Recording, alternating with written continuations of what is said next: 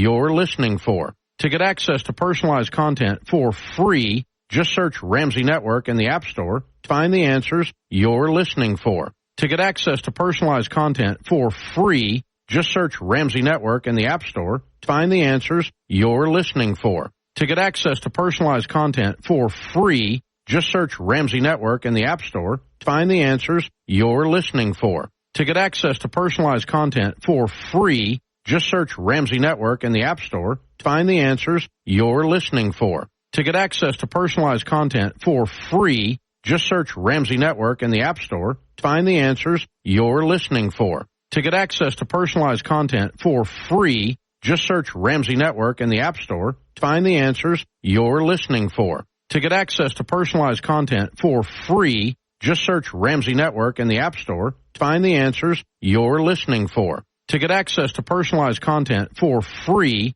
just search Ramsey Network in the App Store to find the answers you're listening for. To get access to personalized content for free, just search Ramsey Network in the App Store to find the answers you're listening for. To get access to personalized content for free, just search Ramsey Network in the App Store to find the answers you're listening for. To get access to personalized content for free, just search Ramsey Network in the App Store to find the answers you're listening for. To get access to personalized content for free, just search Ramsey Network in the App Store to find the answers you're listening for. To get access to personalized content for free, just search Ramsey Network in the App Store to find the answers you're listening for. To get access to personalized content for free, just search Ramsey Network in the App Store to find the answers you're listening for. To get access to personalized content for free, just search Ramsey Network in the App Store to find the answers you're listening for.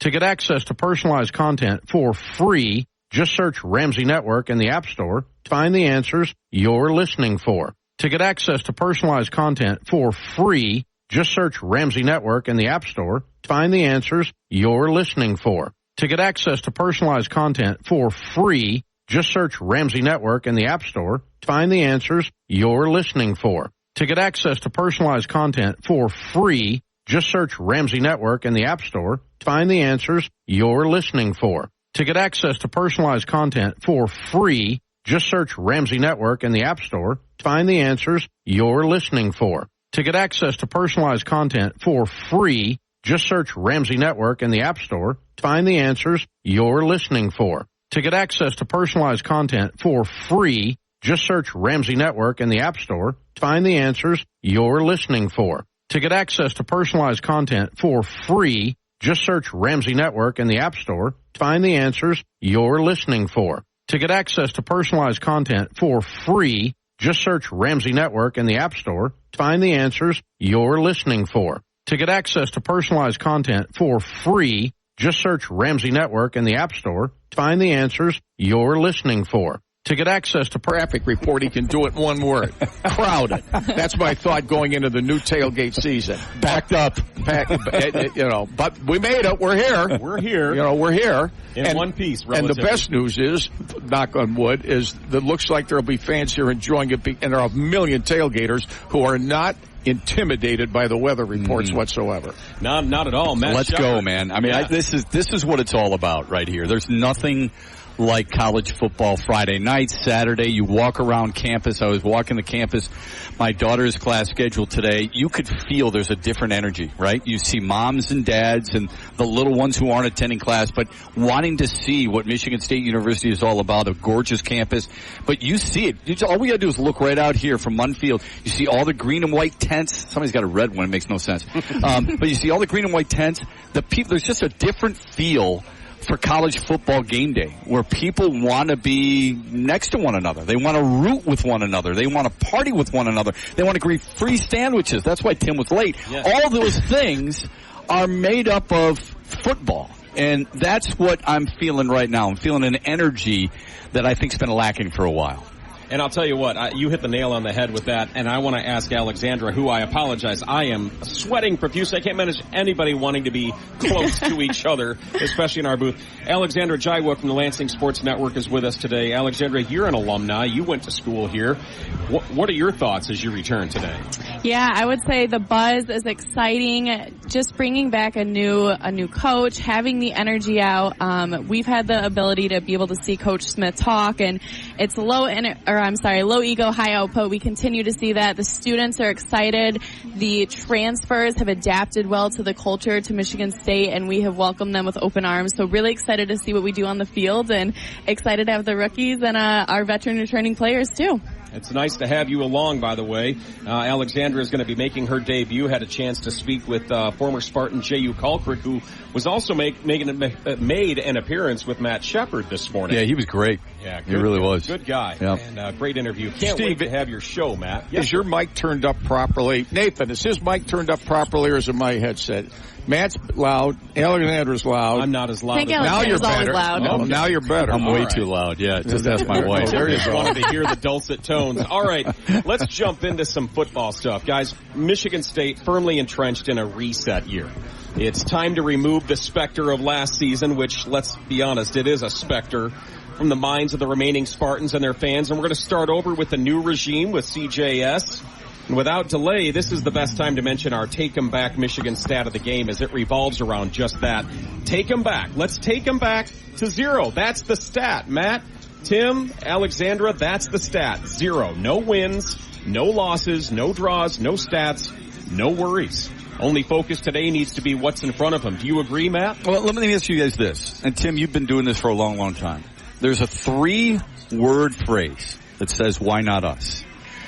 And I know most people outside their locker room and their practice facility don't believe in them.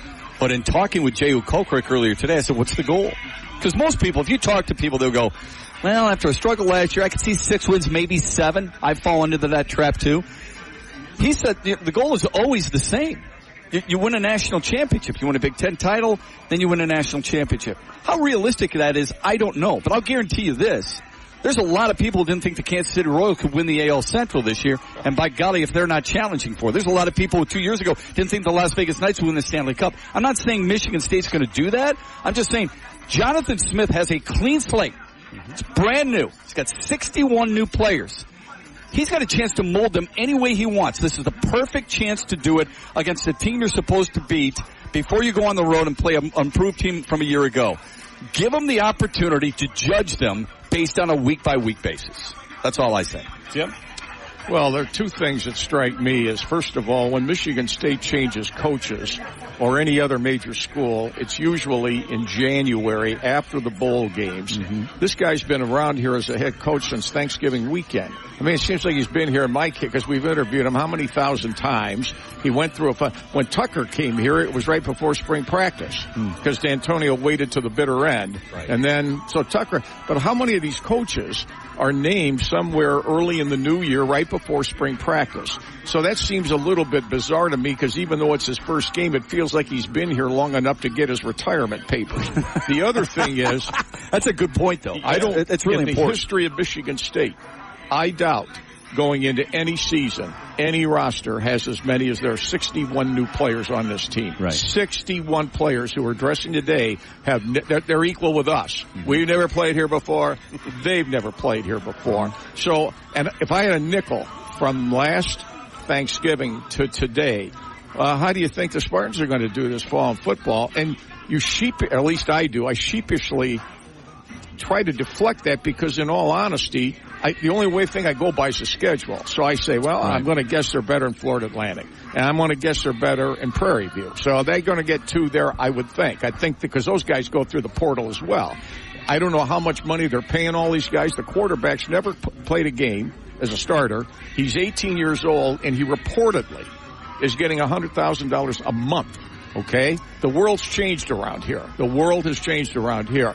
Now, what I do say is, if they win tonight, can they win at Maryland next Saturday? I claim the biggest game of the year is next Saturday. That's exactly what I've said. I'm glad you said that. So because if they lose, that's not over. But if they win, then they can beat Prairie View and be 3-0. Right. And if they would happen to go to Boston College and win, you realize they would be playing Ohio State here 4-0. Yeah. And while they might be a 40-point underdog, they got 4-0, 4-0. That's my thought. Yeah, that's pretty damn good. Listen, I don't know why you got to say he makes as much money as you do a month. I know. I was just going to say that's Tim Staudt. I'm not sure that matters. Jeez. That's the world of college athletics. Unfortunately, we may not like it, but that's the way it is. And nowhere did I say, well, I think they'll go to a bowl or I think they'll win the title. I have absolutely no idea. I would guess they're going to win tonight. I can't imagine Florida Atlantic is going to come up here and play a school and a team with all this tradition, background, resources, and everything. And I always say in the first game of a season, man, you're really fired up. Yeah. A home team, if you're a road team and you win on the road in your first game like North Carolina did last night at Minnesota, where they're all just going nuts, you had to achieve something because everybody's unbeaten. And the backup players, when they get in, are trying to impress all the coaches so they get more playing time. So I'd be surprised if State struggles tonight. Couldn't happen to a better guy, P.J. Fleck, losing last night. Right?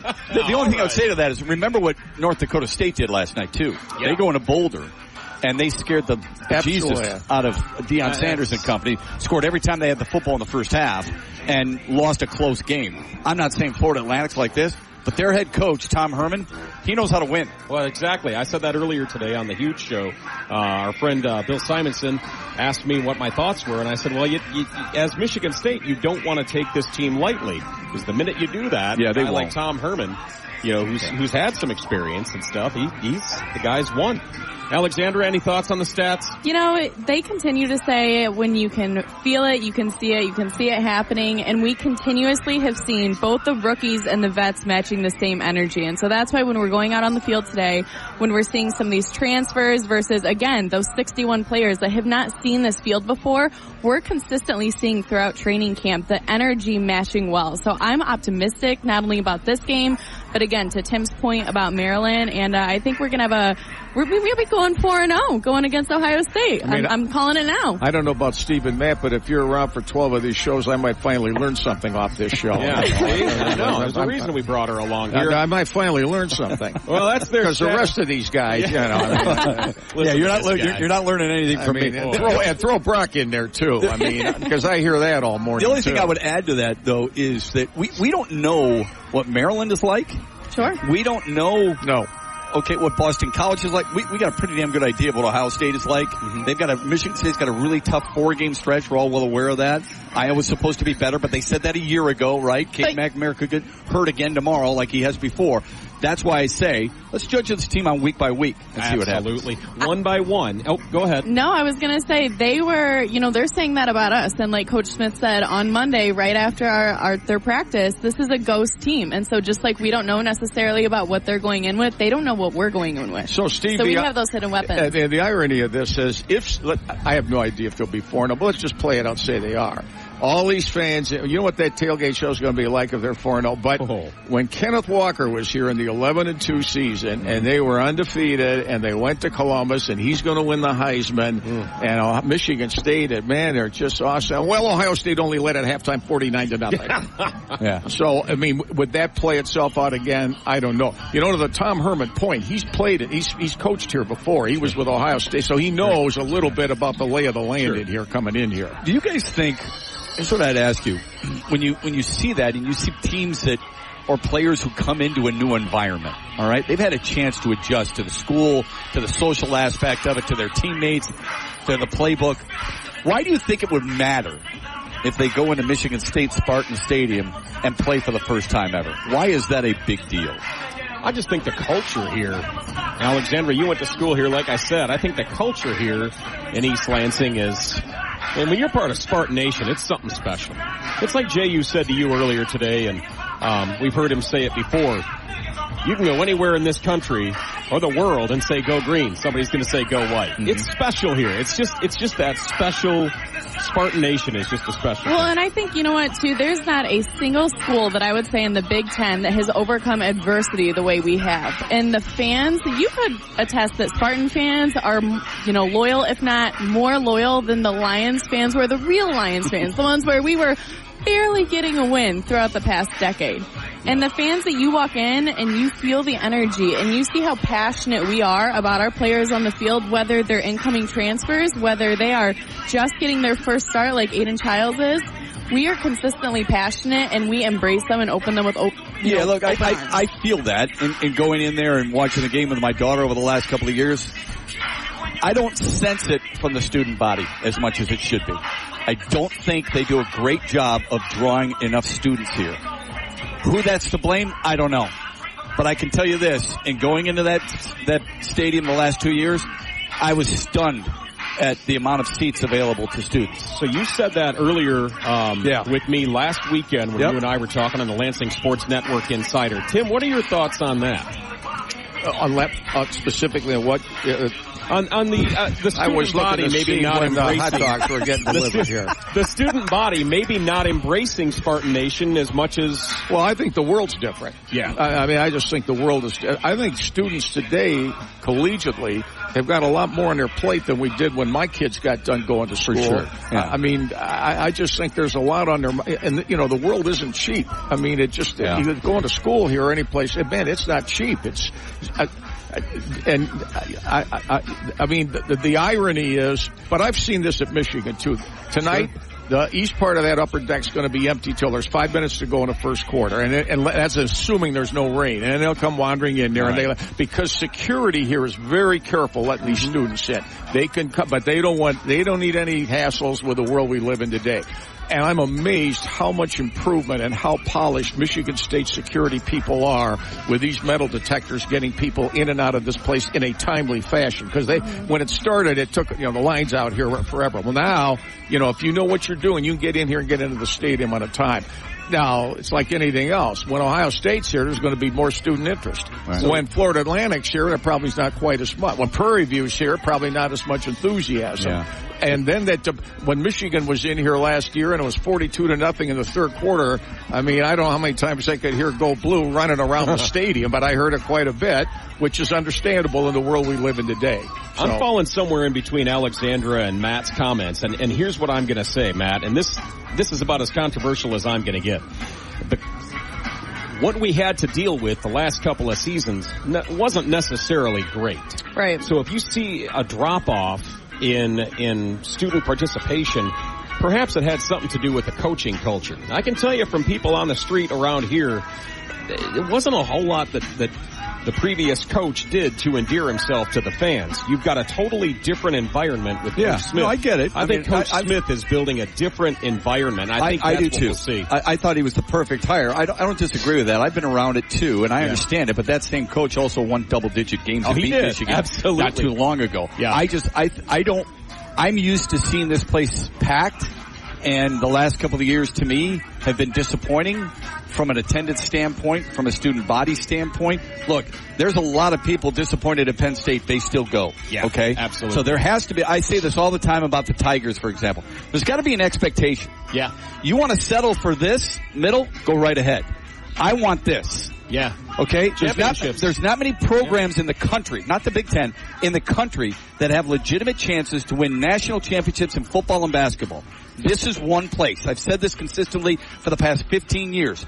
The attendance should not be here. Yeah. It should be much higher. Great point. And that should be the expectation. Great point. That's why I think one of the big stories tonight, if not as big, at least in my opinion, is not what happens on the field. Because I think attendance gauges fan interest. And you think it's a coincidence the Lions are sold out for the entire season this year? You think it's a coincidence, or did they do well? Around here, when I see this tonight, I'll be curious to see how many empty seats are there. How many? Now, I do think the weather might trace a few away. Yeah. But I know in the station, when we have tickets to give away, I mean, Becky's been giving me tests. In Prairie View, I've already got a big, how many you want, okay? But it's going to be different for Ohio State and Iowa. Those are the two big games this year. Yeah. It's a little unfair to judge that, though. I mean, this schedule to me is awful. You got 2 games in November here. One's at 9 o'clock at night with Purdue. Rutgers is the other one. Purdue and Rutgers combined won't sell 200 tickets, right? And you don't know what state's record's going to be then. And the weather's never the same here, okay? And a 9 o'clock start? That's ridiculous. On Friday night, no less. Yeah. So that's 2 of them. So the other 3 in here, you got this one, but it's Florida Atlantic. Then great weather September, but it's Prairie View, right? So that leaves Iowa and Ohio State as the big ones that are in here. Right. And they'll take care of themselves, because Iowa's homecoming and Ohio State's. You don't have to worry about selling tickets with Ohio State, because believe me, the first fans that'll be around here for this show will be all Ohio State fans in here. That's a good point. All right, gentlemen and ladies, traffic has already begun to pick up from what I'm hearing, Tim. We'll deliver our Hungry Howie's traffic report in just a few. We're also going to catch up with Alexandra Jaiwook for some further discussion and a special interview when the Price Right RV Lansing Sports Network Spartan Tailgate Show, powered by Sparky's Electric, continues on the game 7:30 a.m., 1240 WJIM, Lansing's Big Talker, and of course, Classic Rock 94. Check eligibility and schedule your RSV vaccine at vaxassist.com. So where should we go next? Sponsored by Pfizer.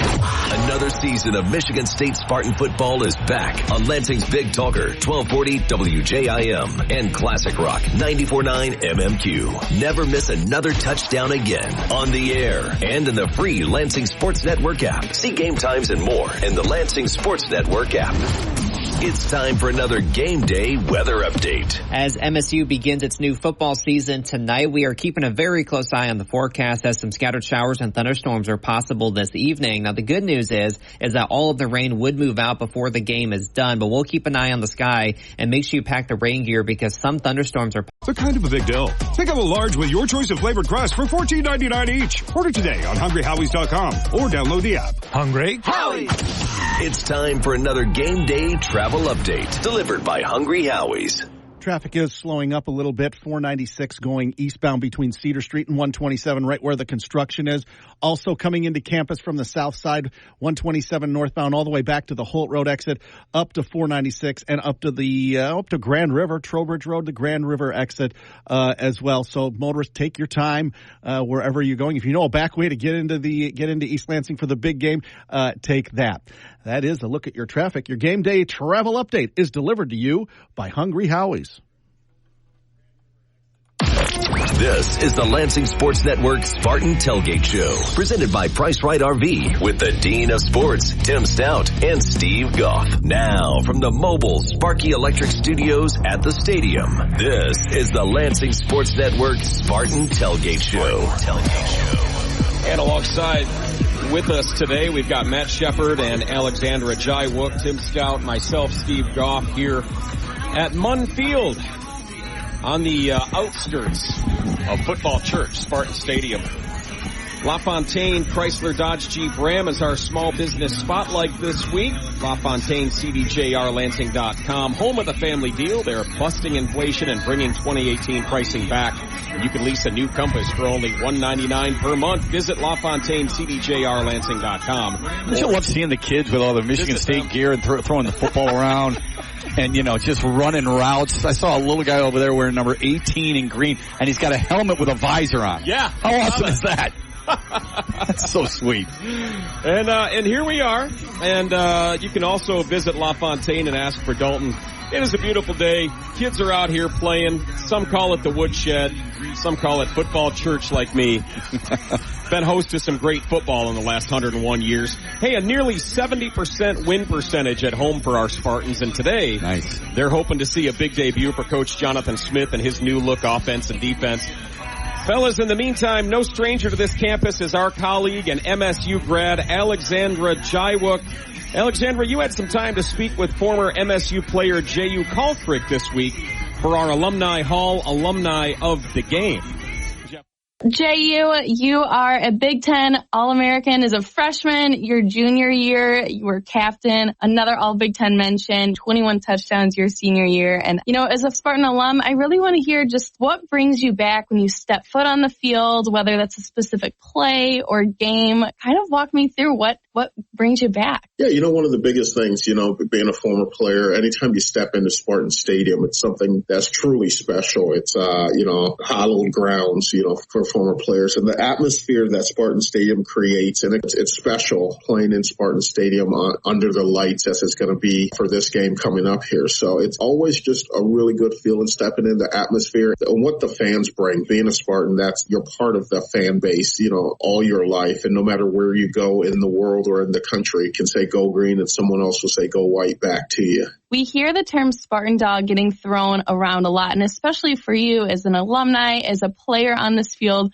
What does being a Spartan dog mean to you, and how does that really translate into you being now out in the community? Walk me through that. Yeah, the term Spartan dog is, it was really coined back in the day. You had to earn that right to be called a Spartan dog, and it took the blood, sweat, tears that you put in and day out in training camp, in the hot days of, summer, the 2 days, putting your body on the line every single week. It's that brotherhood. People could come together and didn't know everybody in college. There's people join fraternities, some people join sororities. That's their badge of honor throughout their life, and they can connect with others that way. It's the same thing in the football world. If you're a Spartan dog, you understand what the guy next to you, the next person that's saying it to you, what they went through, the sacrifices that suffered, the good times, the bad times, all those things. That's what it truly means to be a Spartan dog. You learned under legendary coach Mark D'Antonio. What was it like to be under his leadership, and really how did he influence you in your career, both as a player and now off as a player? You're a coach yourself, you're a motivational speaker. What parts of that do you carry with you now? Yeah, one of the big things Coach D taught us as players is just how to handle adversity, no matter when it's thrown at you. It could be back in our playing days is, you're playing in hostile environments. If you go to Madison, Wisconsin, at the end of the third quarter, they play jump around the stadium's electric and rocking. That's that handling that kind of adversity, but it's really how you do that. And the biggest thing that I can take away from Coach D, because having a really good relationship with him, still talk to him often up to this day, is just developing from a boy in college to being a man, to being a good father, a good husband, those different things, those values, those characters that he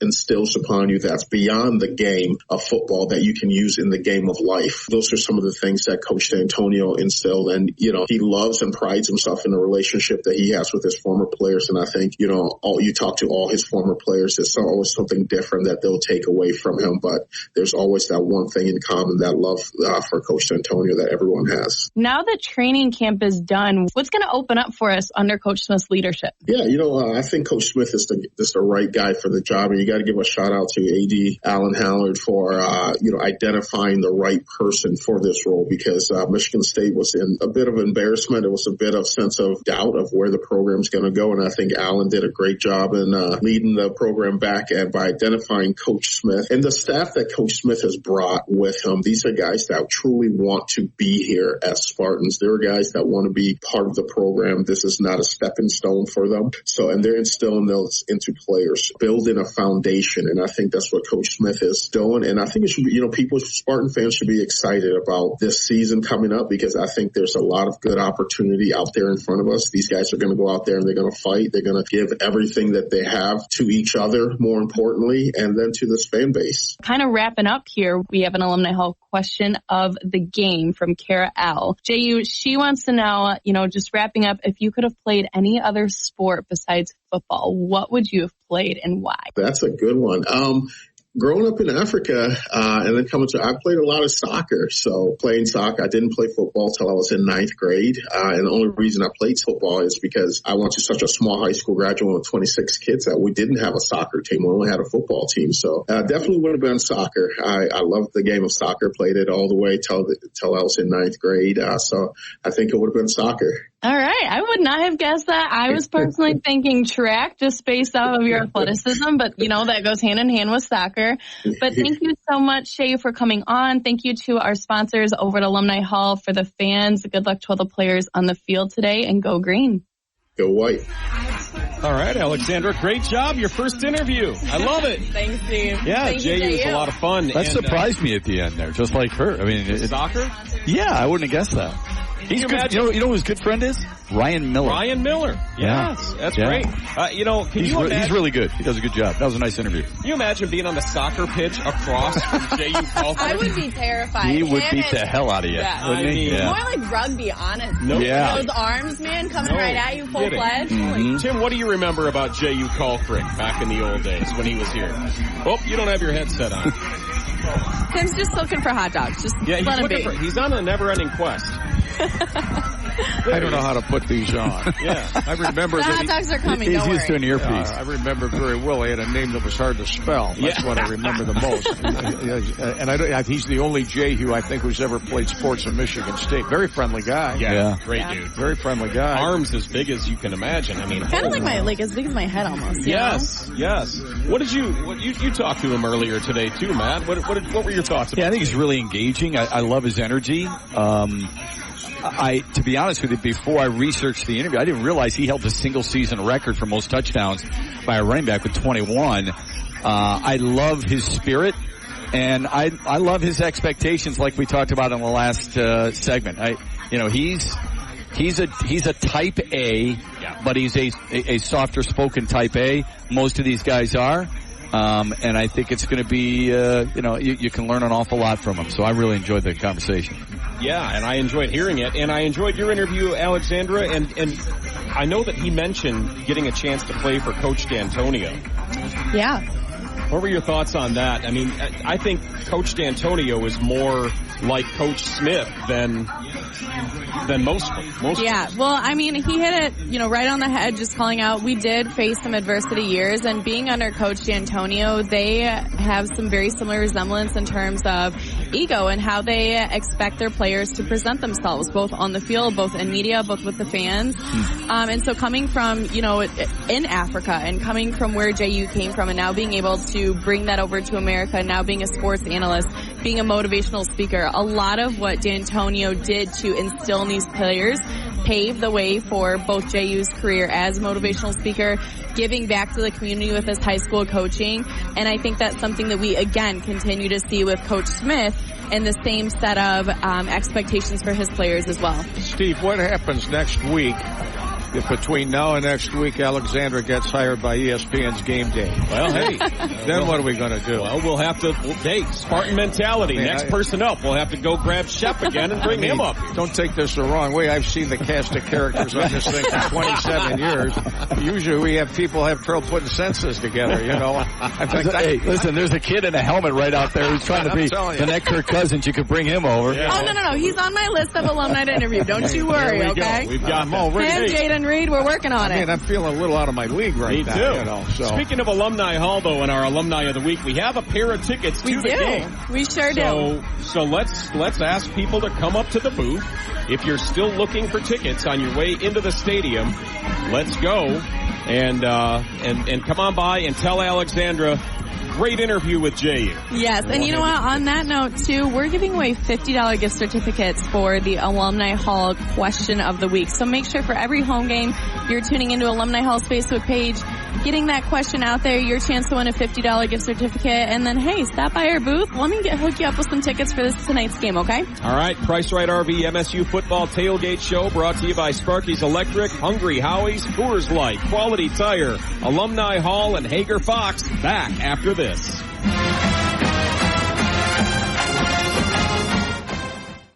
Lansing's Big Talker 12 is Elena Lee from Okemos High School Girls Golf, and it's brought to you all season long by the Lansing Sports Commission. It's time for another Game Day weather update. As MSU begins its new football season tonight, we are keeping a very close eye on the forecast as some scattered showers and thunderstorms are possible this evening. Now, the good news is that all of the rain would move out before the game is done, but we'll keep an eye on the sky and make sure you pack the rain gear because some thunderstorms are kind of a big deal. Pick up a large with your choice of flavored crust for $14.99 each. Order today on hungryhowies.com or download the app. Hungry Howie. It's time for another Game Day travel update delivered by Hungry Howie's. Traffic slower than normal, 496 eastbound between Cedar Street and 127 northbound between the Holt Road exit and the 496 interchange. When you're coming into campus, there's that huge construction project going on between Grand River and the Jolly Dunkel Road exit. Give yourself extra time if you're heading into the stadium, and traffic obviously slow within the city limits of East Lansing on Grand River and in Hagedorn and pretty much everywhere else right now. Your Game Day travel update is delivered to you by Hungry Howie's. This is the Lansing Sports Network Spartan Tailgate Show, presented by Price Right RV with the Dean of Sports, Tim Staudt, and Steve Goff. Now, from the mobile Sparky Electric Studios at the stadium, this is the Lansing Sports Network Spartan Tailgate Show. Tim Staudt, Steve Goff, Alexandra Jaiwook, and last but not least, this man over here, Matt Shepard, joining us today for the Price Right RV Lansing Sports Network Spartan Tailgate Show on 1240 WJIM, Lansing's Big Talker, Classic Rock 94.9 MMQ. We are broadcasting live from Munn Field, powered by Sparky's Electric. Guys and gals, today is just the fourth all-time meeting between Michigan State and Florida Atlantic. Spartans lead that series 3-0, all three with Mark D'Antonio at the helm. MSU won the last matchup bigly, 44-0 at Spartan Stadium in 2011. In order to keep up that momentum in their first matchup in 13 years, it seems to me they need to make some big plays and sustain drives along the way, which leads me to our drive of the game, driven by Quality Tire. Guys, offense, defense, special teams, what do you feel is going to be the most important drive today, Matt Shepard? You know, there's not many people I want to get a picture with. But there's a guy out there with a tuba that has a little bit of a beer situation off to the side with a funnel that leads to his mouth while he's also blowing the tuba. I want to get my picture with that guy. I would say this. We were talking earlier about Tom Herman. Yeah. Went 32-18 at Texas. Third most by a UT coach in his first 4 years. Helped Sam Ehlinger throw for over 4,000 yards. Only Vince Young and Colt McCoy were able to do that. 39 touchdowns. I think his offense, he knows how to move the football, but he's got a first-time signal caller, Cam Fancher, who transferred from Marshall. I think he's limited a little bit with some of his offensive weapons, although there is, he's got a center, Federico Moranges, who's a preseason all-conference. I think for MSU's defense, I think, Joe Rossi's a really good coach. Remember this, folks. Well, at Minnesota, he helped mold the Golden Gophers defense into top 10 defense 3 times and top 10 scoring defense twice. So I think what's really important for Michigan State, not just today, but probably all season long, a few things. So one is you can't be giving up 30 points per game and expect to win. Now, I know it's not always on the defense because the offense isn't moving the ball. You're out there for a lot. They allowed 30 or more points 5 times. Okay, that's 5 times in 10 Big Ten games. That can't happen. All right, so you got to get off the field. Last year, really good doing it, in that situation on third down conversion. And FAU last year, 109th offensively in third down conversion. So they're good there. But they've got to stop hurting themselves. And this just isn't defense, okay? Michigan State ranked 110th in penalties per game. That is unacceptable. You've got to get the ball back for your offense, but you can't be hurting yourself. I'm going to say that all season long, that defensively, get off the field on third down, and this is not revolutionary, and stop with the penalties. Way too many a year ago. That allows your offense to be on the field longer. Last year, UConn, Toledo, Kent State, they had more plays per game than Michigan State offensively. Those are some of the keys, I think, not just here today against Florida Atlantic, but all season long. So Matt Shepard jumping on to the defensive keys of the game. We need to hit the drive of the game too. So the Quality Tire drive of the game. What do you think is important as the Spartans take the field today, Tim Staudt? What is jumping out to you? Is it offense? Is it defense? Is it special teams? What do you feel will be the drive of the game?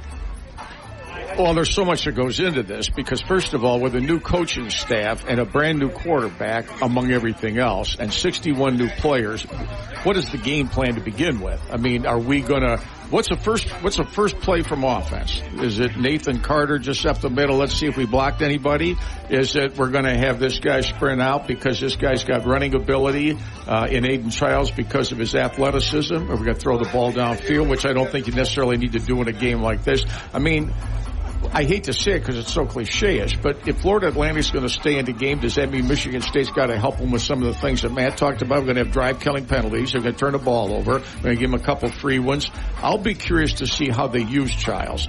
The modern quarterback today runs with the ball. He does that. But how often is he going to do it? Is it a planned play or is it a broken play? Is he going to sprint out or is he going to be in the pocket? Who's he going to throw to? I think underneath the surface, if you go by 4 weeks of practice and all the coaching rhetoric that you get in preseason, everybody's playing well, every practice is really going well, guys are really working hard, guys are trying hard. I think there is concern that the offensive line is going to have to be something we look at because just like the Detroit Lions, amazing what they could do when their offensive line turned out to be what it was a year ago. Goff didn't get hurt, guys are going up and down the field. I think some of that is the case tonight with Michigan State.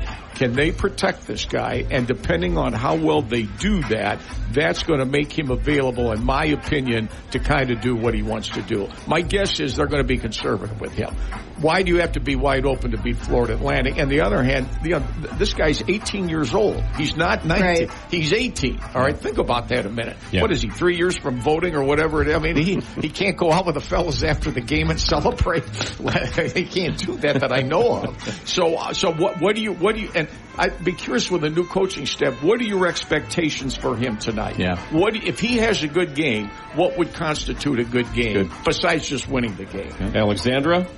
Well, I think it's interesting, too, because a lot of the players that have his back, look at Montori. He's his right-hand man. He's the guy that he's looking to. He's a senior. He was one of our leading players last year in terms of leading catches. So I think that he has the player support. You look at Jack Velling, who has his back, too. I don't have any concerns necessarily over him being left wide open, right? But to Tim's point, what does success look like? We do have Tommy who's right behind him. So, and Coach Smith has been very open about we're rotating players in and out. We're going to have multiple players in today's game that are switching in terms of the, starting versus who's next. So it'll be interesting to see for sure. I think that, and Shep, I want to get your thoughts on this too. We haven't had an offense like this since I can't remember when. The offensive coordinator here at Michigan State that we hired, same thing with the defensive coach that we hired. You've got brand new looks. You've got a different look to this Spartan team that you haven't seen before. Now, to Tim's point, I don't think we need to show it all today. No, they won't. But you're going to see some. And you're going to see some new stuff out there. Yeah, I think more than just about anything else, and Tim kind of touched on it with that offensive line. He talked about the Lions, and for good reason. They have the best offensive line in the NFL, save Trent Williams in San Francisco. I would say the identity of Michigan State, I think we throw that word around a lot because we think it's kind of a cool cliche word, but it's so true. The identity of Michigan State's great teams of the past beat the hell out of you up front. They were big, tough dudes who, spit blood in the huddle. And on defense, they punched you in the mouth. Yep. I mean, you had to earn every single yard that you got against Michigan State. Those were the best teams, I think, that the Spartans have ever fielded. Are they going to get back to that, knowing that that's what the Big Ten is usually built upon? But with 4 new teams, with Oregon, Washington, USC, and UCLA, how much will that affect the Big Ten? Or how much will the Big Ten affect those teams? I think that's a fascinating storyline all season long. And you can start Sunday night because Southern Cal's going to LSU. If Southern Cal beats LSU, you might want to redo the preseason if they do. Yeah. Now, I mean, when you think of some of last night Illinois beat Eastern Illinois 45-9. That was their first game. Southern Cal's going to LSU. Right. It's a toughie. Ooh.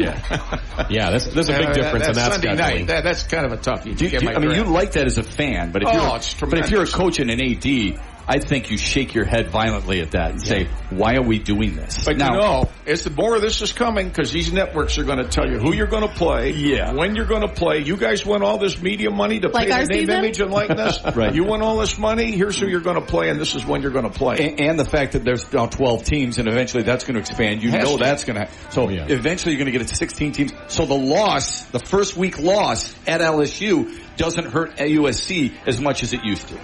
But, Brock argues with me this all the time. I mean, I'd have to go back and look at it. I still remember the opening game in 1975. Ohio State. I don't. Woody Hayes. Right in here in 1975. First game? First game. Wow. Ohio State. Wow. It's the first game in 1987 on Labor Day night with fireworks and Lee Greenwood, Southern Cal. Right out of the chute, okay? And like I used to tell Perlis all the time, I said, you're always telling me how important these games are against these non-conference teams. I said to George, tell me the next time Michigan State's 3 non-conference games are Southern Cal, Notre Dame, and Florida State. Ooh. And they went to the Rose Bowl that year and played Southern Cal again and beat them. And unless the networks intervene, you'll never see that again. Yeah, but let's remind people, every big program does this. Not just the Big Ten, okay? Look at Alabama's non-conference. That's true. Oh, yeah, absolutely. I mean, Arkansas last night, I'm home from the high school, and I'm going around. There's 100 games on, even on Thursday. So I go to the SEC Network, and we had the Arkansas postgame show with the Arkansas coach. And at the time, I didn't know who they had beaten. And he's talking like these guys just beat the 85 Bears. Well, they beat Pine Bluff 70-0. And listening, and he's dead serious. Well, our line, they make no mistakes. I mean, we didn't turn it over. That Richard Dent guy was really tough to block. He says, we got a little something to work on in practice this week. I said, who'd you play? What was the score? They beat Pine Bluff 70-0. You gotta be kidding me. That's good. Well, there it is, your drive of the game driven by Quality Tire, guys. We got a little off course with the drive of the game, but I like it. Quality Tire, locally owned and the largest tire inventory in the area. Score big this season with $75 off 4 new tires. QualityTireLansing.com. As we wrap up hour number 1, going to have more in hour number 2. It sure was, man. We're driving. Ask Alexander. Ask Alexander more. She's got a book of notes. I know here. she does. The only thing we brought was our cell phone. That's the only thing we brought. We're flipping pages, okay? Yeah. We got a lot to say. It's a big season. So. That's it. If you can remember 1975, that's the reason you can go without a computer. 21-0, Archie Griffin in Ohio State. That's why we keep him around, folks. How much longer? Well, as long as we can. This could be a memorial show before the season's over, the way it's going. Well, we'll have more in hour number 2 as our show rolls along on this beautiful Friday afternoon from the campus of Michigan State University with Tim Staudt, Matt Shepard, Alexandra Jaiwook, and myself, Steve Goff. Powered by Sparky's Electric. Looking for home EV charging or generator services? Let Sparky's Electric bring the power to your next project. Commercial or residential, big or small. Visit Sparky'sElectricLLC.com. It's the Price Right RV Lansing Sports Network tailgate show streaming on the Lansing Sports Network and on 1240 WJIM Lansing's. What you'll find at Price Right RV in DeWitt. Don't just plan your vacation, own your vacation with a new RV from Price Right. Another season of Michigan State Spartan football is back on Lansing's Big Talker, 1240 WJIM and Classic Rock 94.9 MMQ. Never miss another touchdown again on the air and in the free Lansing Sports Network app. See game times and more in the Lansing Sports Network app. It's time for another game day weather update. As MSU begins its new football season tonight, we are keeping a very close eye on the forecast as some scattered showers and thunderstorms are possible this evening. Now, the good news is that all of the rain would move out before the game is done, but we'll keep an eye on the sky and make sure you pack the rain gear because some thunderstorms are kind of a big deal. Pick up a large with your choice of flavored crust for $14.99 each. Order today on HungryHowies.com or download the app. Hungry Howie. It's time for another game day travel update delivered by Hungry Howie's. Traffic still slower than normal. 496 eastbound between Cedar Street and 127. Coming in from the west side. Coming in from the north, 127 southbound. Slow between Lake Lansing Road and the Jolly Dunkel Road exit. Not just because of people coming in for the game, but because of that massive construction project, which will last until December. Coming in from the south side, 127 northbound slow between the Holt Road exit and the Grand River Avenue exit. And of course, it's all packed. Hagedorn Road, Harrison Road, and on the Grand River in East Lansing. Your game day travel update is delivered to you by Hungry Howie's. This is the Lansing Sports Network Spartan Tailgate Show, presented by Price Right RV with the Dean of Sports, Tim Staudt, and Steve Goff. Now, from the mobile Sparky Electric Studios at the stadium, this is the Lansing Sports Network Spartan Tailgate Show.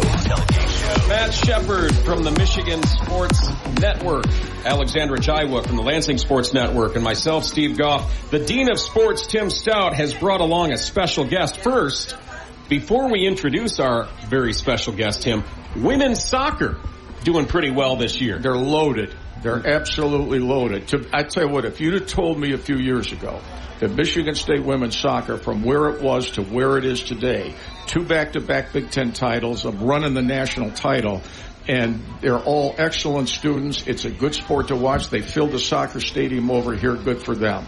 And they have done it. And this Jeff Hostler, he's an East Lansing High School guy. The men's tennis coach is an East Lansing High School guy. Men's tennis, like women's soccer, have just gone from the absolutely, I'd say, rags to riches. But both of them are terrific and good for them. And Michigan State should be proud of both of them, right? Okay, there you go. I know who's really proud of them as well as MSU FCU. They've really taken to that women's soccer team. Big supporters there. Who do you have with you here today? Well, you talk about a new era in athletics in a variety of ways between athletic director, football coach, some of the other coaches and that, but a brand new president began at Michigan State on March 1st. He made his name in education at the University of North Carolina. He was a chancellor there for a long time.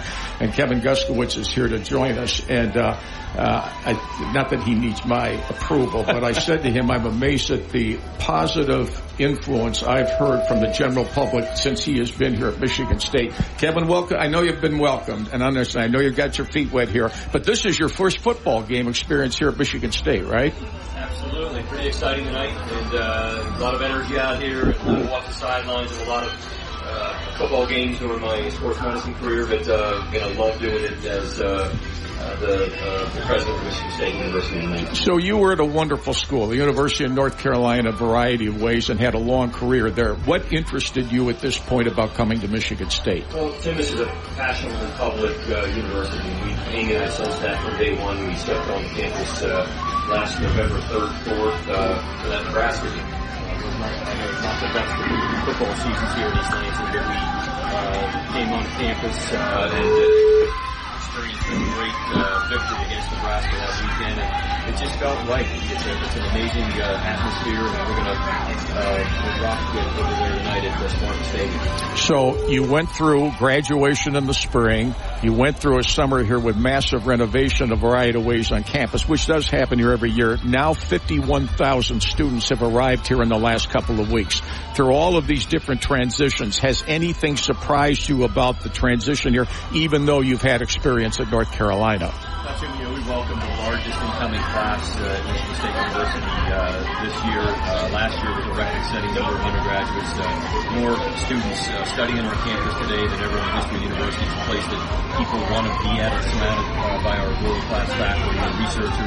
I think I've just been probably surprised by something. It's just been the passion that people have for this incredible place. We've been through some tough times over the last decade, and our alumni, our faculty, staff, beside us, and I'm here to stand alongside them now and to lead them in the future. It's a very bright future, both in athletics, but incredible academics. The curriculum is amazing, and as I said, the research is solving some of the biggest challenges that society faces. So since March 1st, have you been able to identify something that stands out as a challenge in your own mind? I think I need to address this moving forward. I think that we've got to amplify the excellence. There's still a lot of people that are focused on the negativity, and that's not just here, it's at a lot of campuses around the country. And my job over the next, this first year is to identify some signature initiatives that we think people that realize the excellence that we have here, get them focused on that, off of the negative issues, and provide an opportunity. But I think what I want to do is we've got to prepare the workforce for the future. AI is here. If you haven't heard about AI, everybody's heard about it. And we're going to launch this new program, our Engineering Digital Innovation Center, that will change the way in which we prepare the workforce for the future around that'll involve AI, engineering, digital innovations. The 18 presidents of the Big Ten, have you met any of them or many of them? And toward that end, in many ways, the Big Ten Conference is governed by the presidents of the universities. Will you be involved athletically as a president of one of the 18? Absolutely. In fact, we just had a meeting earlier this week. These are 18 amazing institutions. The Big Ten, as you well know, is known not just for its excellence in athletics, but because of the academics and research. And so they've been united for quite a while, bringing in 4 new schools and 4 presidents, very good colleagues of mine. Carol Folt being one from USC, who was my predecessor at UNC.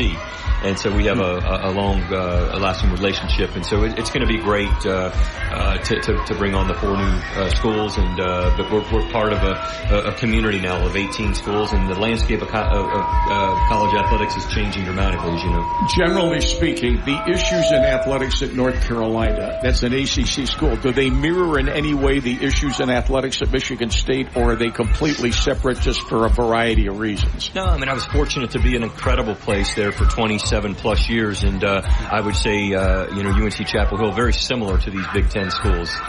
They take pride in outstanding academics, solving some of the biggest challenges that society faces, but pride in excellence on the playing fields and on the courts and in the swimming pools, etc. So we are, I think, very similar in that respect in terms of the Big Ten. I bring a lot of experience and I think expertise with having led a great public university there, and we're going to do great things here. We're on the move. So before I let you go, how will you spend this football Friday? And toward that end, do you have much interaction, or have had you so far, with Jonathan Smith? Well, let me just say that the first part of my day was involved meetings with some faculty, with one of our proud alums who's helping us to think about the future here at on the campus. Had a chance to meet with one of our golf recruits that we're hoping can do great things here at Michigan State. But also, I texted Coach Smith this morning and just said, "Hey, have fun today. This is a lot of excitement. You're ready for this. We're built for this, and go out and have some fun tonight." And so it's going to be a fun evening. All right, this is just free to you. If you have any problems with Izzo, you just let us know, because we'll tone him down. Because he's here with and he's got a bust of him everywhere and all that. Nobody better than that guy. He was on the presidential search committee. We've developed a very close relationship, and he's just an amazing person. He's a pretty darn good football or basketball coach. He could probably coach football too. Yeah, he could coach football. He could, but I think most impressive, he's just an amazing person, and is there to support not just me, but he's a great mentor for our coaches, and so many of them sort of follow his lead. And he's very close friends with my close friend Roy Williams. Oh yeah, as you know. So the future's bright. As I told you on the radio earlier when we had a chance to visit, I think the community's rooting hard for you. I think 500,000 alumni around the world are rooting hard for you. And on behalf of our station, you be sure and let us know if we can help you in any way moving forward. We know it's a challenging job at a great university, and I certainly appreciate you coming by. Tim, Alexander, Steve, thanks so much for having me. Thanks, Kevin. Kevin Guskowitz is the president of Michigan State University, and he is here. Obviously, it's game time, the whole thing. Thanks, Kevin. Good to see you. All right, Steve, there you go. Well, boy, that was... Look at you rubbing elbows with the VIP. What a thrill for him. Isn't that what he's here for? What a thrill for him. I can't believe you gave him that for free. Yeah, I mean, what a thrill for him. He's been charging people. Well, look at this guy.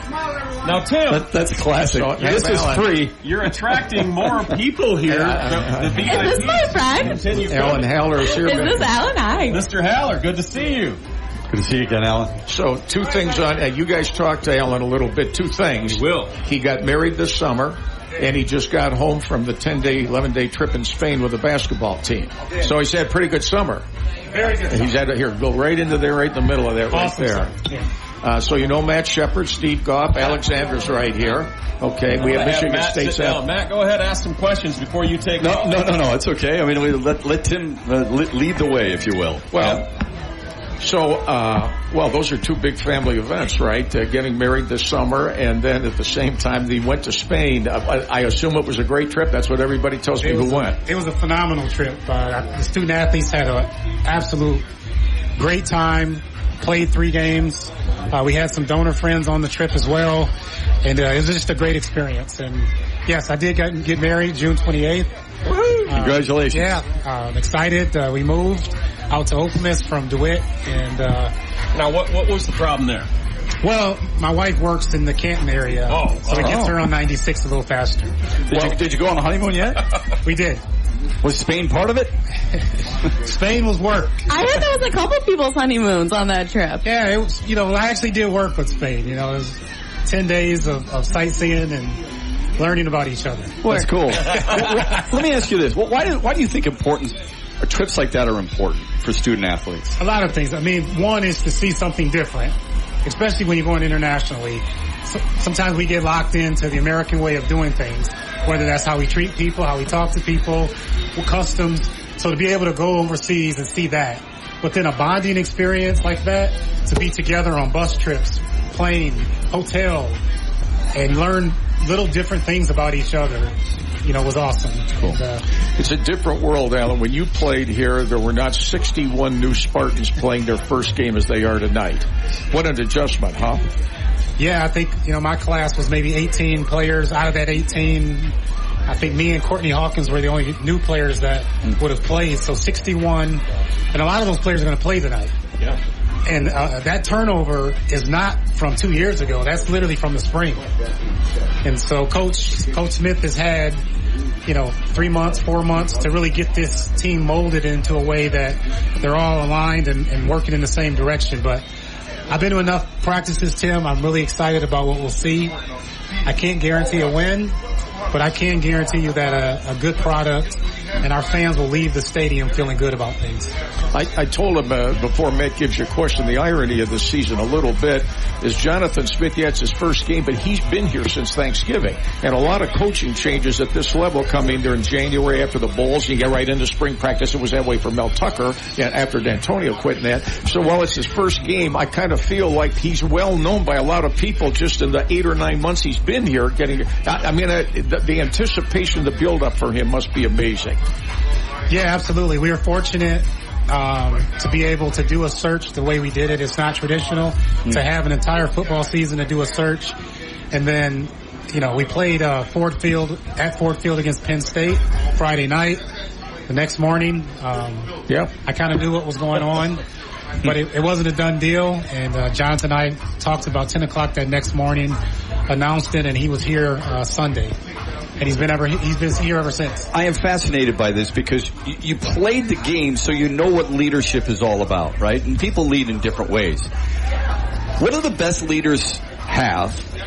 And what of those characteristics do you think jumps out at you when you think of Jonathan Smith? I think the number one thing that I've seen leaders from coaches to CEOs, presidents, is the ability to get people to follow them, to believe in what they're producing. Part of it starts with a care factor. You got to care about people first. You got to care about their well-being, their development, what actually happens to them. And I think Jonathan does that really, really well. In his quiet way, he gets the student athletes to really believe that he cares about them. They've told me that. And then he's a good coach. He's a ball coach. Yeah. This guy has fundamentals. You go to his office, there's no pictures on the walls. He's got a football behind his desk. He's a ball coach. All of his coaches are ball coaches. And I think that's what we needed at this time. And outside of the care factor, you've got to be able to know what you're talking about. People have to believe in you. You have to have a product that you've already done that people can look at and say, you know what, that guy's been successful or that woman has been successful, and that's what Jonathan has done at Oregon State and other places. Alan, how important is it to have a holdover like your old friend Courtney Hawkins, to have him on staff to sort of welcome Coach Smith and kind of act as that bridge between? Yeah, good question. One, Courtney is a great coach. Hawk is a great coach. But also, what's important, I'm the athletic director, but I'm a former football player. What was important for me, and this isn't why Courtney was hired, but you have to understand that relationship between us and Ann Arbor. It's very, very important. And Courtney helps the new staff understand what that looks like. The great thing about it is Jonathan knows that from Oregon State and Oregon matchups. Maybe it's a little different here with our matchup against Ann Arbor. Courtney helps him do that. Demetrius Martin helps him do that. I think I help him do that. Coach Izzo. And that's a big part of what we do here.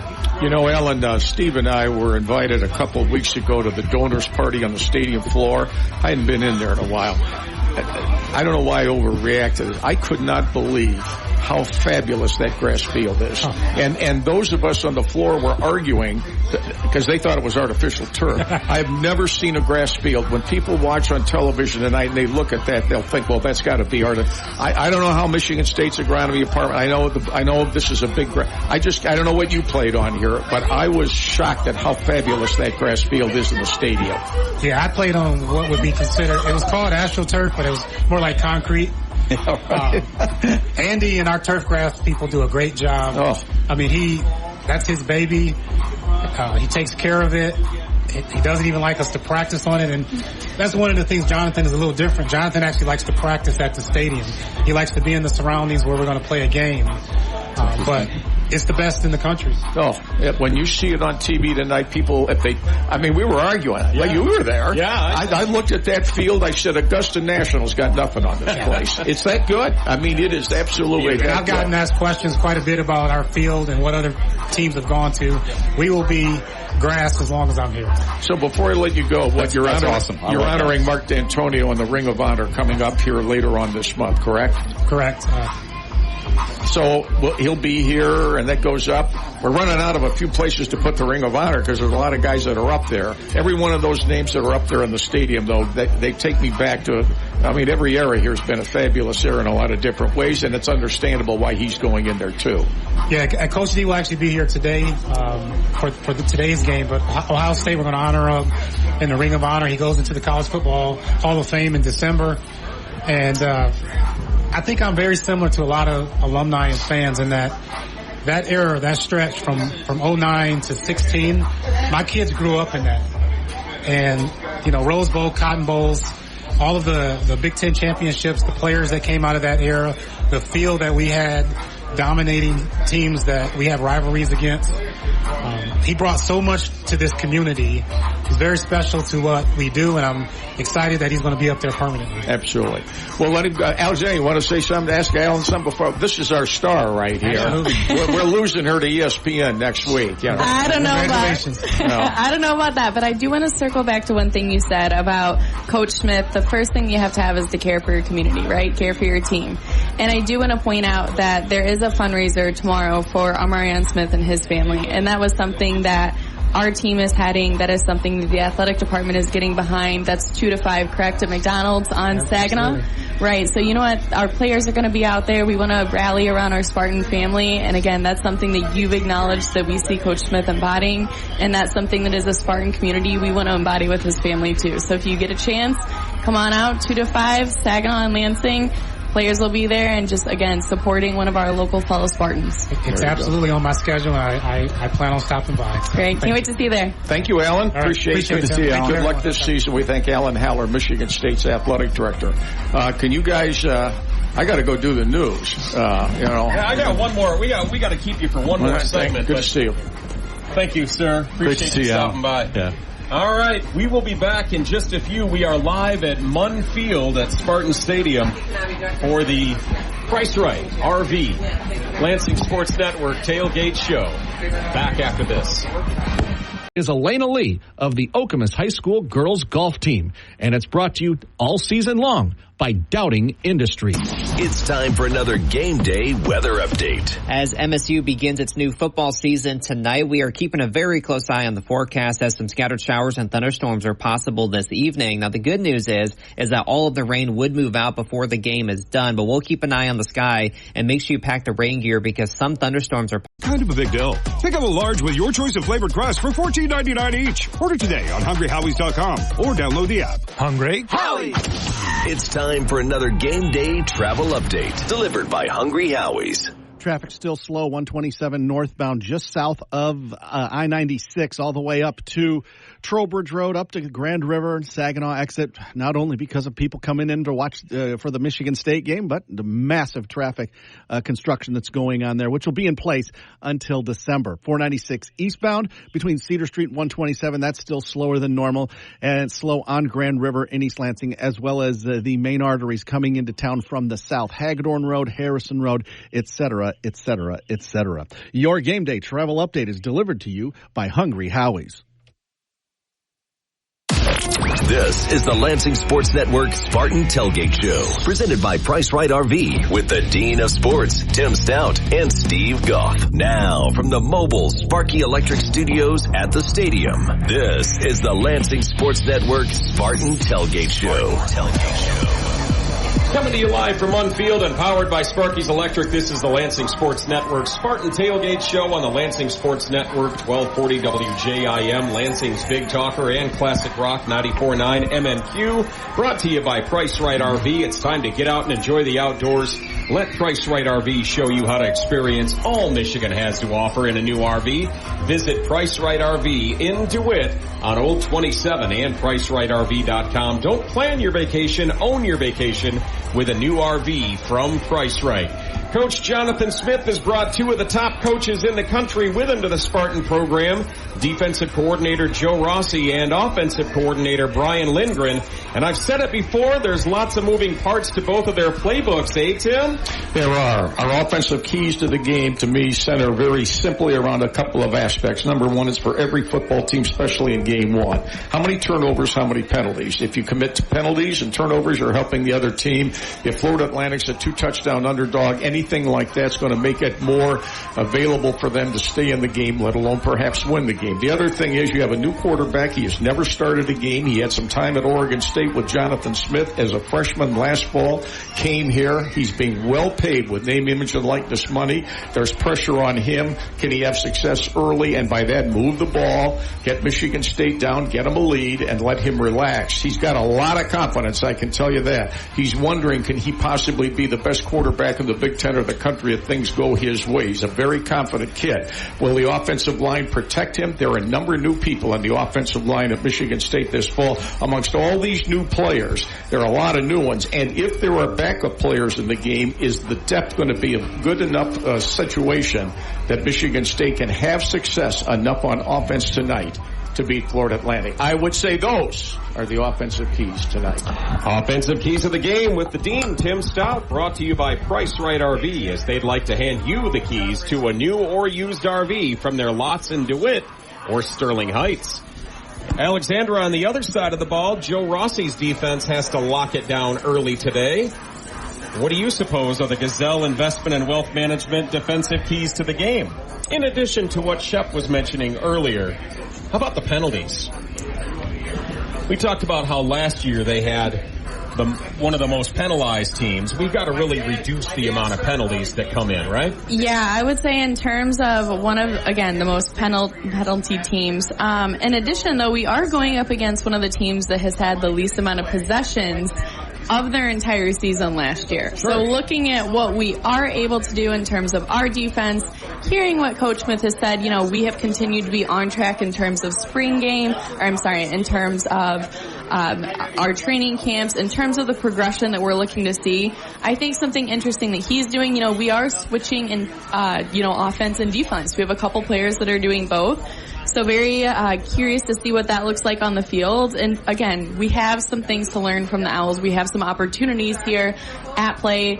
We have the second year that under their head coach, and again, one of the teams that is the least possessions of the ball. So yeah, and if we can improve on the number of penalties, we should be able to tighten that up pretty quickly. I will also say, you know, Joe Rossi being who he is, one of the greatest defensive minds in all of college football. We're lucky to have him here, but he does run some pretty involved schemes, and hopefully our players are able to adapt to those, and then we can see some improvement on the defensive side of the ball today. And those are your defensive keys of the game.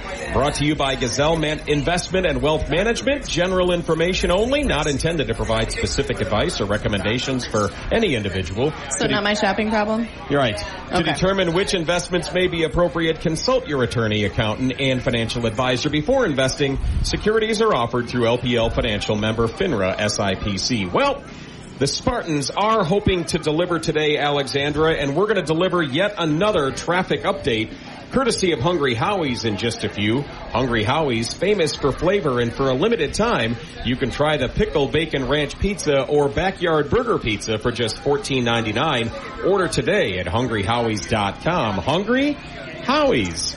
We'll be back shortly to check in with our friend Chris Solari to see who's in and who's out on the injury report when the Price Right RV, Lansing Sports Network Spartan Tailgate Show continues. And we want to thank Bigby Coffee, Dowding Industries, and Take 'em Back Michigan. Also LaFontaine, Chrysler, Dodge, Jeep, Ram, Brunette Home Improvement, and B&M Trailers. Back in just a few, live from Munfield, Steve Goff, Alexandra Jaiwook, and the Lansing Sports Network. Come shop at Alumni Hall in Eastwood Town Center or alumnihall.com. Alumni Hall, where Spartan fans shop. Another season of Michigan State Spartan football is back on Lansing's Big Talker, 1240 WJIM and Classic Rock 94.9 MMQ. Never miss another touchdown again on the air and in the free Lansing Sports Network app. See game times and more in the Lansing Sports Network app. Lansing's Big Talker, 1240 WJIM Lansing and Classic Rock 94.9 WMMQ East Lansing Town Square Media Stations.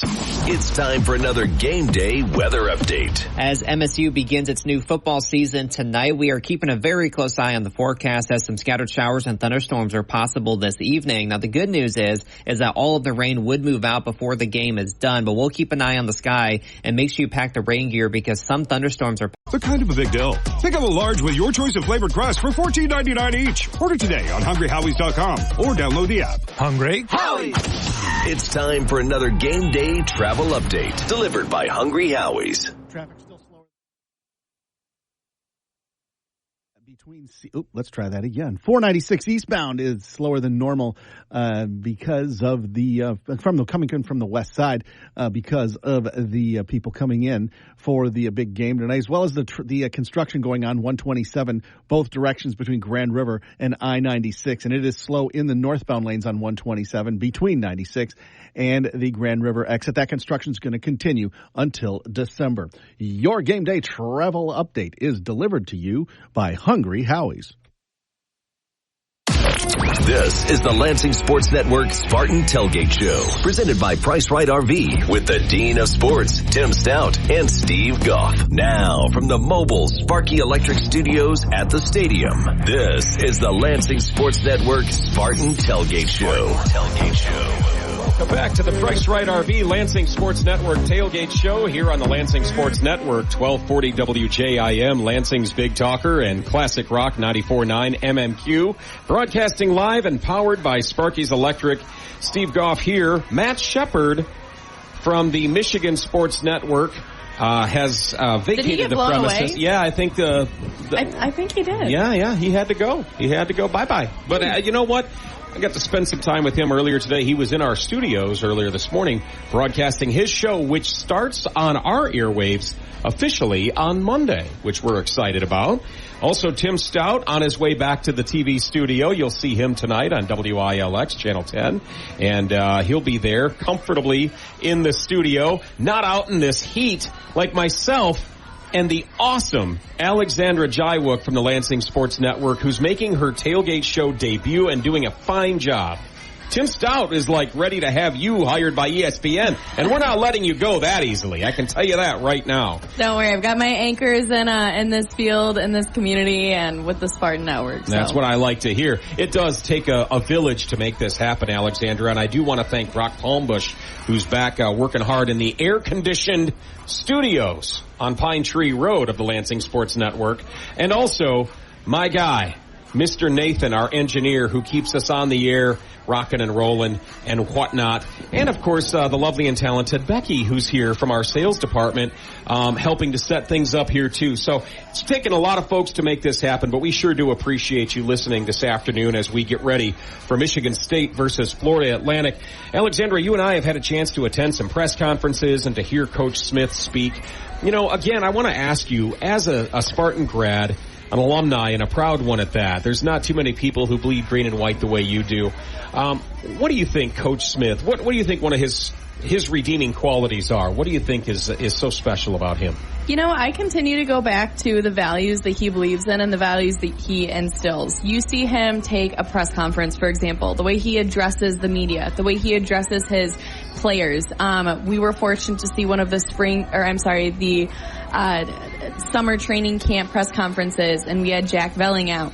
again, the way that he just coaches and gives guidance to these players, it's a lot different than I would say from what we've seen before. We see a mentor, we see a leader, but we see someone that is humble, and I think that that's something right now where we're in a rebuilding phase. Let's call it what it is. We face some adversity. He comes in, he keeps his head down, he puts to work. I want to say in one of his conferences, he made a quote and he said, hay is not in the barn yet in terms of being ready for the game. And he acknowledged that. But he said, we've got work to do. Our players are eager. We see the energy on the field. We see the synergy between the recruits, the 61 new players that have not shirted up yet. And of course, our veteran players. Very eager to have him here.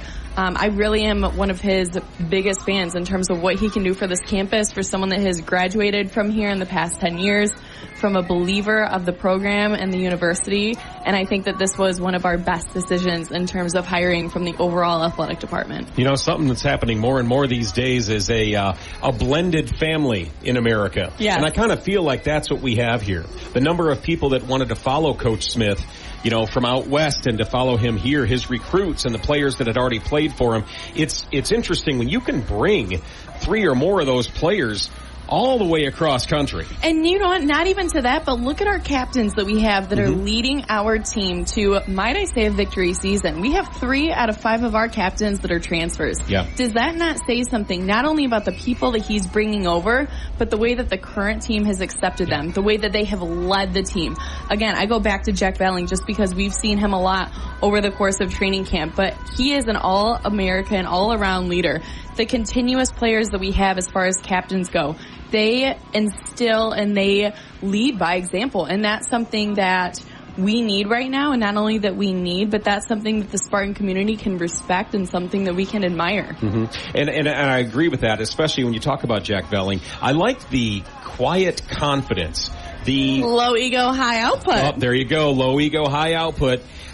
He is all about that. But when we saw him speaking at the press conference, boy, oh boy, he was calm, cool, and collected. But he was respectful. Sure. He was very respectful. He wasn't over the top, but he was confident enough to say, I like what I'm seeing out there, but we're going back to work. We've got work to do. So, excellent thoughts. Oh. Did you hear a little rumble? Just I think somebody's bowling outside of the tent, perhaps? It's probably FAU trying to find something to do on their way home when they lose. Could be, or it could be Chris Solari. I don't know. He's kind of known to make some noise. Chris Solari on the other end of the phone with us, my broadcast partner for Michigan State Live at Breslin coming up. I cannot wait till he and I are at the Breslin again soon, but we've got some football to play. Did I get cut out? Was this what just happened? No, you're not getting replaced. Okay. There's no replacement. I'll just go happening. to ESPN. Yeah, no, you're not going for it. Chris, you're causing problems already. Welcome to the show, my friend. That's what I usually am good at. I'm not with you guys, but I'm actually looking at you from upstairs in the stadium in the tent. Oh. Do you see me waving? I can. I'm upstairs in the. Oh, in the dry. Tent, but yeah. Well, is it raining out there? I did see a bolt of lightning. Not yet, and we're not melting yet. When we start melting, we'll let you know. So speaking of melting, is there anyone melting on the injury list yet today, Chris? Yep, injury report came out about right when that bolt of lightning hit, and the bolt of lightning told us Avery Dunn, defensive end, is out. One of the top ends, a backup, veteran guy who played a lot of snaps last year, but that's it. And, the big question was whether Montori Foster would be healthy enough to go. Nobody on the questionable report. He had been banged up a little during camp, but they were kind of giving him some time and care to rest, and he's a go today. So just Avery Dunn is the only injury report today for Michigan State. Well, we wish him good health and a speedy recovery, but I can tell you Alexandra just lit right up when you said Montori's playing. Well, you know what? Again, one of Aiden's right-hand guys. He has continued to lead us in terms of catches. His energy that he brings in, he's reliable. His energy that he brings on the field, you can constantly just see him ready to go, reliable, trustworthy. He's going to be there for when Aiden is ready to throw in the ball. Yeah, and he is an athletic guy who can make plays. We saw that last year in one of the games. I can't remember if it was the Indiana game where he had to catch and spun away from 2-3 guys and powered his way in. He's a hard-nosed football player who has a basketball skill set and is veteran voice. that, right. that this young team with so many transfers and everything else needs, and a guy that can be a good mentor for Childs, as he's a leader on this team. So, Chris, with a clean slate today, a couple of questions as we push toward a Spartan victory to start the season. As we mentioned earlier, they've got to be patient, but aggressive at the same time and balanced. Someone has to step up and make a play, and someone has to rise to the occasion to make that happen today. Who's your pick to come up with the Coors Light making it look easy play of the game today, my friend? Well, I think it's hard to kind of make that gauge right now, looking at the weather and looking kind of out there and seeing some rain off in the distance and wondering where it'll be at kickoff. Because I think that'll change maybe some of the things that both of these teams can do, and may want to do. I mean, her first game of the year, you may want to try and keep it on the ground a little bit more if it's a little slick, and that I think would give the two running backs, Nate Carter and K'Ron Lynch-Adams, a chance to make some big plays. But I'm going to go with Aiden Childs. I think Aiden Childs has the ability with his legs to make a play if it's rainy, if it's clears up and moves out. He's got the big arm. He's got the downfield ability to stretch the field, but also the ability to find guys underneath. So Aiden Childs is kind of my pick to click there, and that's kind of a no-brainer when you're talking about a starting quarterback. He may have some ups and downs along the way, but I think today is day one of not just Jonathan Smith's tenure at Michigan State, but also Aiden Childs' starting career. So you've seen him enough in these press conferences and during practices and such, Chris. Do you feel like the Spartans made a good pick in making an 18-year-old one of the team captains? I do, because I think he's got just that it factor that I think you need in terms of being a star, first of all, but more importantly, to be a leader. I mean, when you're touching the ball every play, you're two guys who touch the ball. Your center in Tanner Miller and Aiden Childs in the quarterback. You need to have that ability to bring guys along with you. And that's one of the things I think I've noticed for both of those guys, really. Tanner Miller, that's a very sneaky add Michigan State in a guy who last year was Oregon State's backup center who worked with Aiden Childs. So that helps calm the nerves for the young quarterback. But Aiden Childs, I think, has done a great job of kind of getting to know the guys around him, making sure that everybody's on the same page, and kind of bringing in the all-encompassing knowledge of everyone on the roster that kind of Jonathan Smith has tried to do. And he's lived it. He's lived what his coach has preached in terms of get to know your guys next to you, who they are. Not just who they are as football players, but who they are off the field, who they are in the classroom, who they are, where their hometowns are from, looking at them by face and knowing who is who. That's something I think for an 18-year-old kid, Aiden Childs has a much bigger vision than maybe a lot of 18-year-olds do at this point. Can't be understated to have Tanner Miller, like you said, a guy who you're getting real intimately close with on a game-by-game basis as your center, literally and figuratively. But also, Alexandra and I were talking before you joined us. I don't know if you heard us while you were on hold, but what are your thoughts on Jack Velling? Yeah, I mean, again, the old axiom is that a young quarterback's best friend is his tight end. Yep. And, that is, to have the experience working with Jack Velling is so critical for Aiden Childs' development. And listen, Velling is a heck of a football player, too. I mean, he was a second-team All-Pac-12 pick last year, is a red zone presence, can stretch the field vertically from the tight end spot. But it's the underneath stuff that I think is going to be important for Child's development, to have a security blanket in Jack Velling that I can check down, and he's going to be sitting his routes underneath and being able to give me some plays on the edge and outside when maybe the receivers are a little more covered, gives him some blocking in different plays, and has the knowledge of playing at the highest level. So I do think that you talk about those three guys as being the three guys who came from Oregon State. You couldn't have had them with Velling, Miller, and Childs at the most critical positions to make an offensive overhaul like Jonathan Smith did. Alexandra, we've been talking a lot about Aiden Childs, Jack Velling, Tanner Miller. Who do you have on your radar for the Coors Light making it look easy play of the game today? Who's going to be behind that? You know what? Hold on 1 second. I just had to crack a cold one for Coors Light, you know? Look at you. Well, I would say in terms of the players and, you know, who I'm really looking for, I'm excited for Aiden. He is one of the youngest quarterbacks. He started college early. He's one of the top picks in the nation. And we have continued to watch him develop. And from a university that has experienced what Michigan State has, and to be able to have not only a coach that's coming in with the values that he does, but to be able to have a quarterback that is loyal enough to follow him, take a risk, uproot his life. I'm excited to see what he does. I'm excited to see some of his plays. I had the opportunity to watch him sideline during the spring game, catching, you know, doing a little OBJ trick, you know, jumping up with the one-handed catches, you know, leaping up on one foot. So again, while we're having fun in his spring game, I have faith in him, and I'm very excited to see how he leads this team as one of our 5 captains. Oh, I can't believe she just stepped all over your pick, Chris. So now she picks Aiden Childs. You pick Aiden Childs.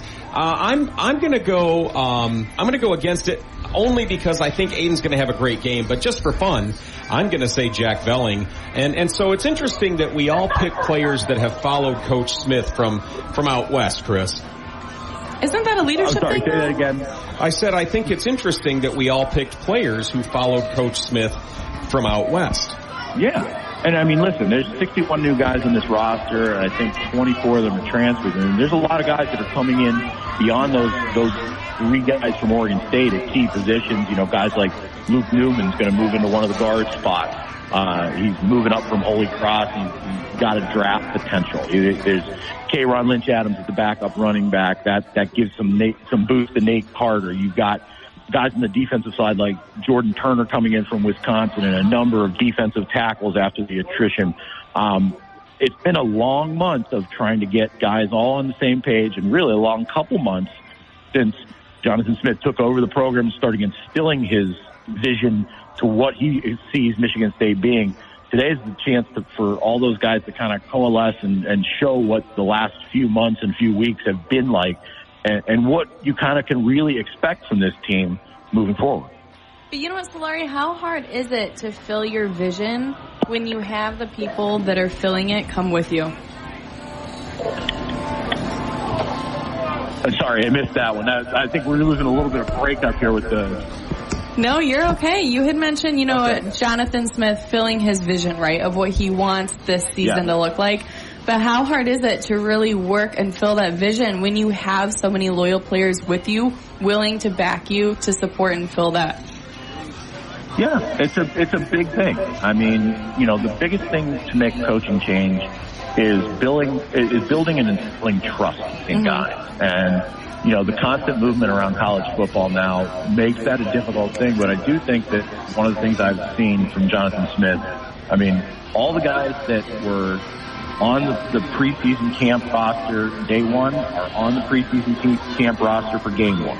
That's a full month. That tells you something, right? I mean, that tells you that there was no attrition. We've seen over the last few years guys have transferred in and never dressed and left the program before game one. We've seen guys who had been in the program, had left during camp to go explore other opportunities. We've seen guys come in from other places during camp. The fact that the roster stayed static throughout the course of the month, and knowing how college football is now, I think because of volumes to what this group thinks and feels about not just Jonathan Smith, but the coaches that he brought in and he's building his program around. So, our picks for the Coors Light making it look easy play of the game. Coors Light presents to chill or not to chill. Choose chill. Choose Coors Light for the party. We have 2/3 of us picking Aiden Childs and 1/3 of us picking Jack Velling. Chris, MSU is a 13.5-point favorite last I saw. Do they cover today? I think they do. I think it is going to be close in terms of covering, but I do think that this is going to be a team that they've had a long time gearing up for this. And I think the guys have talked about this over and over again. They're ready to see someone else. And, you know, on the other sideline, that Florida Atlantic team has a lot of different looks, too. And Tom Herman's a very good coach. I got Michigan State winning this one 31-17. 31-17. All right. So 31-17 so you got them covering the spread. right at that mark. I mean, that right there is going to be interesting. Alexandra, what do you think? Again, the weather's going to play a factor. Sure. Alexandra, your prediction? Does MSU cover the 14-point favorite? I do have us covering, and you know what? We need to win by 28 heading into our first Big Ten game, really. So I have us at 45-17. Wow. Boy, you've got them putting up some offense. I like that. Optimistic. That's about as many points as they scored all last season. No, whole new team, Solari. Whole new team. 61 new players, baby. Whole new team. I'm going to go with 35-7. Okay. I say MSU plays great on both sides of the ball today, and they have the two new coordinators, Brian Lindgren and Joe Rossi, are going to be very proud of their Spartan team today on both sides of the ball. Special teams might become part of the key as well, but that's my prediction. Chris, thanks for joining us, my friend. Stay safe up there. You got it, guys. You guys be safe out there and make sure to dodge some raindrops and do whatever you need to do. And we'll see you soon. We'll be right up. Hold the door. All right. This is Steve Goff and my friend Alexandra Jaiwa. Chris Solari on the other end of the phone as we are live, local, and late breaking from Munn Field, just outside of Spartan Stadium Football Church. The Woodshed. The Woodshed. The Woodshed. It is the Price Right RV, Lansing Sports Network, Spartan Tailgate Show. We'll be back right after this. Check eligibility and schedule your RSV vaccine at vaxassist.com. So where should we go next? Sponsored by Pfizer. This is Steve Goff from the Lansing Sports Network. Join me and your fellow Lions fans for a watch party at Arts Pub, 809 East Kalamazoo Street in Lansing, Sunday, September 8th at 8, as the Lions take on the Rams. We'll have a pair of Lions tickets to give away at halftime, and plenty of food and drinks courtesy of the staff at Arts Pub. Must be 21 years or older and must be present to win tickets. See you Sunday, September 8th. Someone's going home with Lions tickets from Arts Pub and Lansing Sports Network. It's time for another game day weather update. As MSU begins its new football season tonight, we are keeping a very close eye on the forecast as some scattered showers and thunderstorms are possible this evening. Now, the good news is that all of the rain would move out before the game is done, but we'll keep an eye on the sky and make sure you pack the rain gear because some thunderstorms are... It's kind of a big deal. Pick up a large with your choice of flavored crust for $14.99 each. Order today on hungryhowies.com or download the app. Hungry Howie! It's time for another game day travel update delivered by Hungry Howie's. Traffic now slower than normal, 96 going both directions between the Okemos Road exit and the Cedar Street exit because of the precipitation going through right now. Also 127 going both directions between the Holt Road exit and the Grand River exit. Again, be careful driving out there. The rain coming through right now as you're heading into the football game, and be careful with that construction going on 127 both directions between Jolly Road and Grand River. Your game day travel update is delivered to you by Hungry Howie's. This is the Lansing Sports Network Spartan Tailgate Show, presented by Price Right RV with the Dean of Sports, Tim Staudt, and Steve Goff. Now, from the mobile Sparky Electric Studios at the stadium, this is the Lansing Sports Network Spartan Tailgate Show. Well, and here we are, down to just the two of us. Here we are. And then there were two. And then there were two, Steve. Alexandra Jaiwa from the Lansing Sports Network. Myself, Steve Goff. Tim Staudt was here earlier. So was Matt Shepard. We appreciate those fellas hanging out while they could. It's nice to know Shep's got his daughter goes to school here. She does. It sounds like he's got a good relationship with her, very in tune with the student body of Michigan State. We can't ask for more when we're looking at, the people we're sharing our on-air experiences with, those that were tapped in at the Lansing Sports Network. So we're grateful for Matt Shepard, Tim Staudt, and really the rest of the Spartan community. Yeah, especially Engineer Nathan. Engineer Nathan, yes. Keeping us sales sane over manager here. Becky. We've got Brock Palmbush holding us together like the duct tape of our radio stations back at the studio. A couple of fans stopping by to say hi. We got some donuts. We got donuts. Man, we got everything. You want some donuts? We got donuts too. You guys want tickets? You going? Do you guys have tickets? Yeah. You have tickets? Oh, okay. All right. Well, there you go. All right. We're just giving it away. No, what it's a great like Oprah. afternoon. You get a car. Yeah. You get a ticket. You get a car. Oh. We like taking care of our fans. We do. It's quite great. What's that? You can have a couple. Go ahead.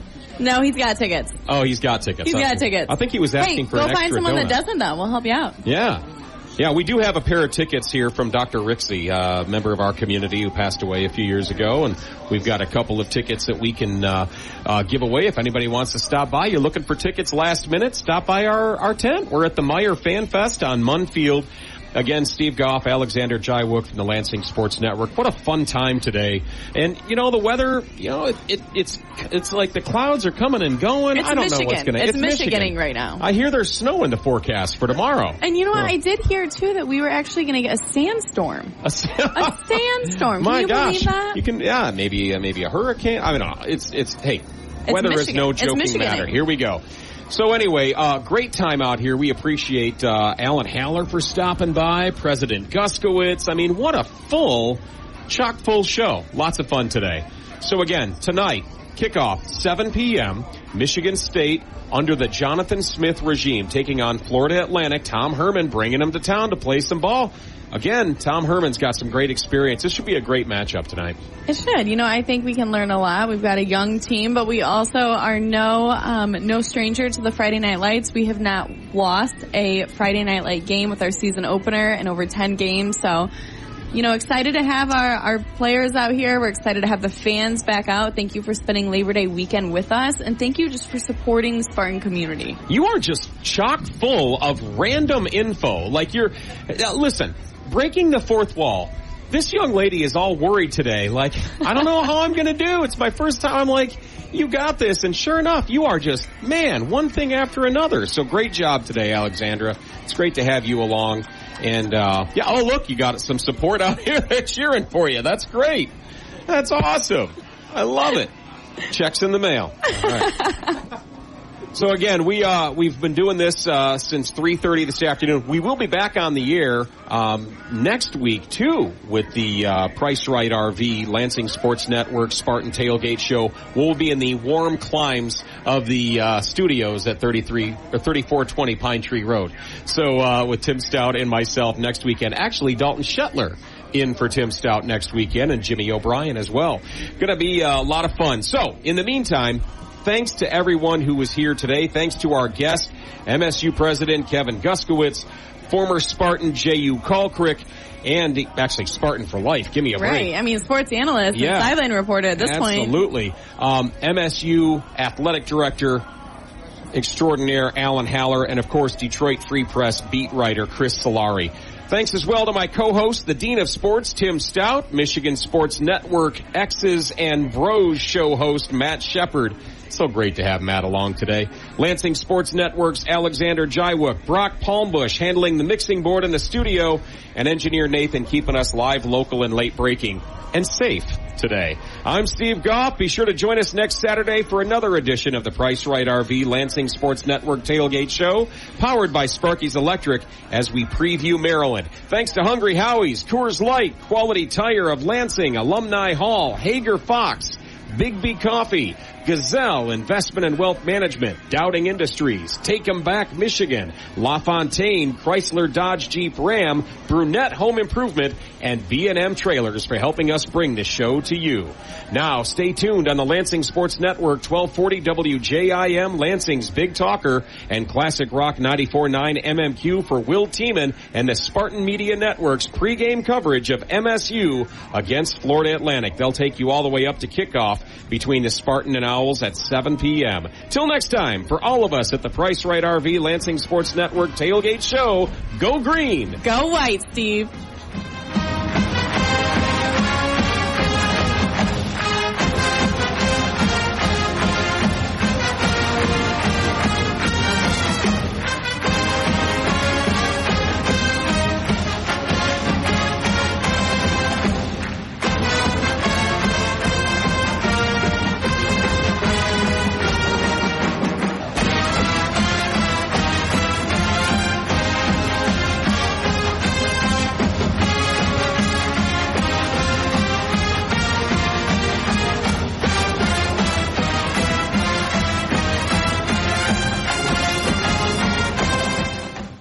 Join us next Saturday afternoon at 12 noon for the Price Right RV Lansing Sports Network Spartan Tailgate Show from the studios of 1240 WJIM before Michigan State takes on Maryland next Saturday.